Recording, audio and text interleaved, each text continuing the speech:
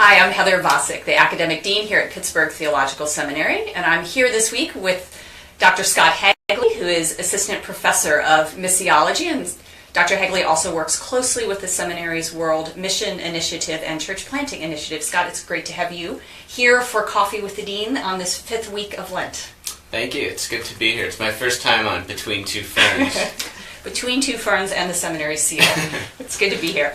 These are great chances to chat and to engage some people outside the seminary walls in our conversation. So thought I'd dig in and talk about some of the work you've done in writing. The seminary has a blog, and you in that blog recently have talked about the importance of listening. We're in the middle of Lent. We're headed toward Easter. How might congregations focus on listening during the season of Lent and a time before Easter?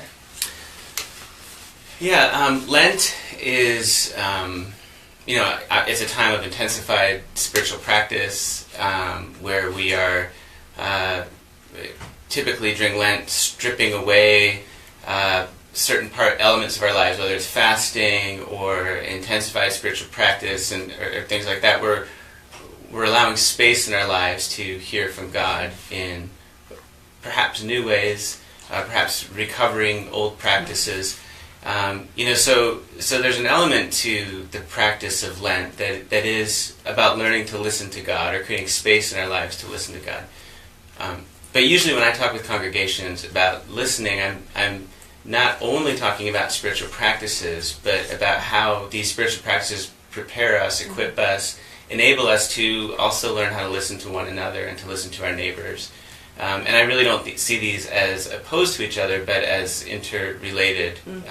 Learning to listen to God enables us to listen to one another. Learning to listen to one another, I think, also enables us to listen to God.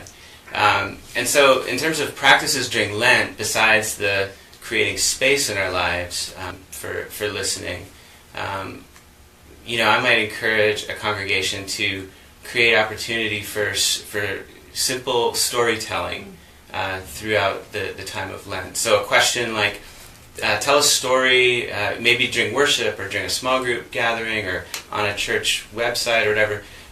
Tell a story about when you've encountered a person of peace in the last week. So having people think through their everyday lives and where has perhaps the Spirit of God, where they experience the Spirit of God, perhaps in conversation with a stranger or in the hospitality of another. Or a question like, describe when you have felt close to God this last week. So another way of just kind of thinking through conversations and encounters and things like that. Another perhaps simple practice I think can be really powerful through Lent and learning to listen would be the kind of classic Ignatian practice of examine. So encouraging people at the end of their day and perhaps having a way in the congregation to not hold people accountable to it, but to provide opportunity for people to reflect on this practice throughout Lent. But the practice of ending the day reflecting on where what's been life-giving, what's been life-taking, where they've encountered God, where they've perhaps sensed God's absence or been wished they had encountered God. These kinds of reflective questions I think can also help us narrate our lives theologically and attentively in our interactions with each other. That's great. As you were talking, I was thinking, I'm a church historian, as you know. Thinking about the work of church history is really about listening to stories. So as you were talking about telling stories, I'm thinking about the sort of communal and individual benefit of listening to stories in the present and stories in the past, and understanding how those individual and communal stories shape individuals, shape communities, are really important to people who are people of a story, the story in the book. So all of that listening, that interaction happens in particular context, and context, place, if you will, is something that you pay a lot of attention to in your teaching, in your writing. And so have you seen congregations do a particularly good job of being faithful to their context during Easter or the season of Lent? Yeah, that's a great question. I think usually when we think about being faithful to context, we default into modes of strategy or modes of relevance. And so I think, when we think about stories of churches that have been faithful to their context during Easter, it's easy to default into, I remember there was a church in Minneapolis when I lived there that during Easter advertised that they were giving away a car and some TVs at their Easter Sunday service. And they saw this as a way of being contextual. We're in a consumer-driven society, and so they're going to use the kind of consumer, the high value we place on certain consumer items to bring people into, their big worship service of the year, and that's a way of, a contextual Easter Sunday service. And I think that's a terrible idea. Like, I don't think that's. I think when we talk about being faithful in context, it's important that we are clear about what we mean by faithful, and then it's important that we are clear what we mean by context. And so, that means understanding at a deep level in our bones what it is that we mean when we talk about the hope of the resurrection, but then also being deeply embedded in the place where we are and understanding what being faithful to the Easter story looks like in a way that's plausible to our public and plausible in our current context. And so an example of that is our church in Vancouver for several years began recognizing that when we would, even for people that have been a part of our congregation for many years, when we would get to Easter Sunday, there wasn't the kind of, many people in our congregation didn't grow up with the kind of rituals and expectation around Holy Week and around Easter Sunday, because they hadn't grown up in the church. And it was kind of one Sunday among the rest that seemed a little bit bigger than the others, but, and so we recognized that part of being faithful and contextual meant that we had to really walk people in our church in a very intentional way through the events of Holy Week, not just here's a Monday, Thursday service, or here's a Good Friday service, or here's Easter Sunday, but thinking about really intentionally setting up our week to sort of walk through the story with our congregation. So that was, some years it was fasting from Monday, Thursday to Easter Sunday. Some years we had kind of 24 hours of prayer from Good Friday to, or 36, I guess, from Good Friday to Easter Sunday with a sunrise service. But finding ways of taking practices from the Christian tradition and ways that the church has in the past observed this week, and being really intentional about welcoming our people into these practices. Now, that's not necessarily doing the big bridge into the context, but it's understanding the way that our context, the kinds of assumptions people are working with in our context, and the background that people have. Another example that's a little bit more public, engaged with the broader community, would be there's a local new church development here in Pittsburgh that is thinking about and working toward, during Holy Week, making a labyrinth available in the park in the neighborhood where they're initiating community, and recognizing that this is a neighborhood where the sort of nuns and duns live, the spiritual, not religious folks, and people are open to spiritual practice, but not necessarily seeing how spiritual practice maps onto the story of the Christian story, or really the story of any kind of quote-unquote institutional religion or organized religion. And so they see this labyrinth as a way of inviting people who are naturally oriented towards spiritual practice into showing hospitality of a Christian practice, and how this connects with our confession of the death and resurrection of Jesus Christ. So that, I think those would be sort of two very different examples, but I think both aiming to be faithful and also deeply contextual. Yeah, those are great. I mean, in thinking about a labyrinth, a contemplative space, makes me think about some of your reflections about Lent in general as a season of reflection on practice and relationship with God and one another. Thinking about context and place has also given me a new way to think about some of the traditions from my church family. One of the things we do on Easter morning across, I'm a member of the Moravian Church, is an Easter Sunday service will often end, it's outside at sunrise, and will end in God's Acre, which is the name for Moravian places of burial. surrounding the graves of those in the communion of saints who have gone before us. And so that's a very particular marker of context and those who have shaped and formed us. So that's great. That's I'm thinking beautiful. I've got good context language in place there to name that.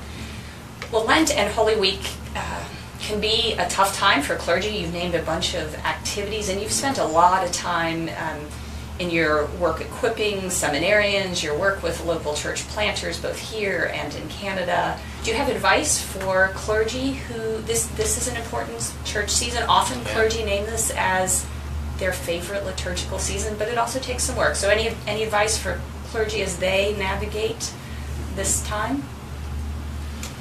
Yeah, I don't know about giving advice. Wisdom, counsel. I think I think especially in a more intense time like this, the usual kind of instruction on self-care and knowing kind of how to draw boundaries where they need to be drawn is really important. But I think the other side of this is something that the professionalization of clergy sometimes masks is that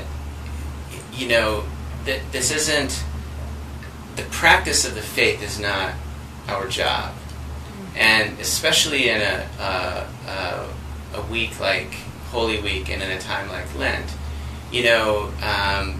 however one can kind of get his sort of mind around the fact that these practices are not for the sake of job security, for the sake of leading your congregation, but these are actually means by which Jesus, through the Spirit, is inviting us to listen and to allow our hearts to be shaped, and allow new habits or practices to take root in our own lives. And I know that's a really difficult line to draw, but I think just to recognize the sort of personal faith journey element of this season, I think is, at least for me, has been helpful. Yeah, that's a great reminder. So do you have for yourself a favorite Lenten or Holy Week practice, something that's been meaningful for you? I've made attempts at cutting out coffee, and I just figure that's cruel and unusual punishment. The last couple of years, Mary Beth, my wife, and I have we've fasted from TV, which has been a really good Lenten practice, and at different seasons, different years, there's been different kind of a shape of that. Another Lenten practice has been trying to establish mornings as a time for listening prayer.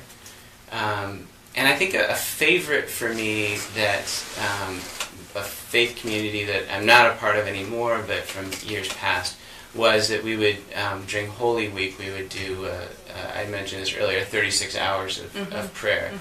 And, I always felt, as a staff on the church, I always felt a little bit of dread going into that, to be honest, because it was a lot of time. But there was something really rich about, praying with folks from our community at odd times of the day, over a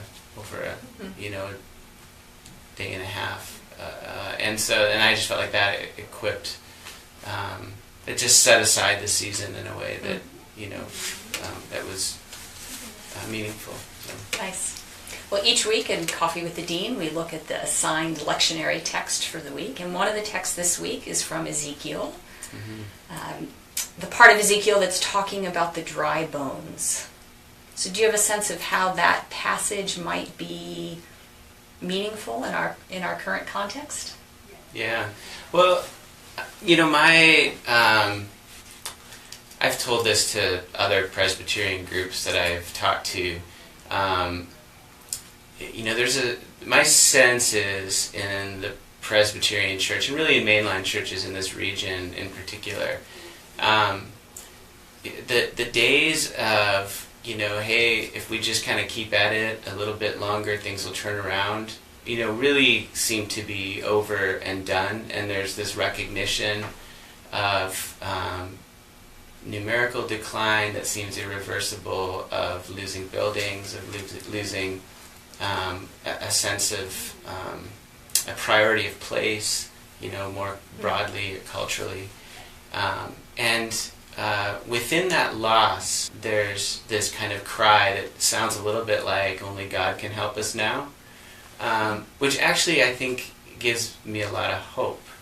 I think there's you're a historian, there's all kinds of times throughout church history where there's the fusion of power and sort of political identity and Christian identity can get so interconnected that there seems to be a self-evident nature to what it means to be the church, and the church plays a significant role in the shaping of people's lives and things like that, and that there's good things that come from that, but there also can be a loss of dependence upon God, a loss of participation, a sense of participation, that we exist to participate in what God is doing in the world. And so I think this "only God can help us now" moment, to me it does, it has a kind of analogy to the valley of dry bones. This is a text where this is a text where the prospect of the renewal of God's people is placed completely in the work of the Spirit of God. That out of this death and dry and emptiness, God's Spirit can, from these bones, raise up people.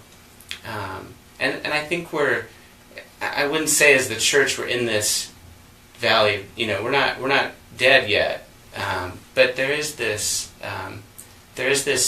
a renewed sense of dependence upon God that I think gives me hope, and and I think this story is one that I think we can draw strength from. Yeah, there is a reminder there of where the anchor of our hopefulness is. That it's not in trusting that the bones on their own will reconfigure, that the sinews will grow, that the Spirit will fill them. But it's about, it's about the work of God in the Spirit. Yeah. Well, Scott Hagley, thank you for joining the conversation this week with Coffee with the Dean. It's been good to chat. Thank you. We'll be back next week. Hunter Farrell, who directs the World Mission Initiative here at Pittsburgh Theological Seminary, will join me in conversation. And thanks to those of you who've watched along. It's good to have you with us.